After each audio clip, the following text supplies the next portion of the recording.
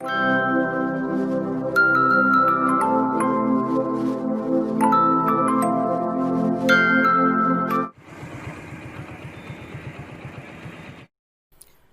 మండలం చందలూరు ప్రాథమిక ఆరోగ్య కేంద్రం medical officer doctor Vijay Kumar ఆధ్వర్యంలో దర్శి పట్టణంలోని జిల్లా పరిషత్ హై స్కూల్ నందు దర్శి పట్టణంలోని వివిధ గ్రామ సచివాలయాల నుండి అనగా చందలూరు, రాజంపల్లి, శామంతపూడి, బట్టువారిపల్లి, ఈస్ట్ వీరాయపాలెం గ్రామాల నుండి వచ్చిన 60 సంవత్సరాలు పైబడిన 50 మంది వృద్ధులకు కరోనా VRDL పరీక్షలు నిర్వహించి నమూనాలను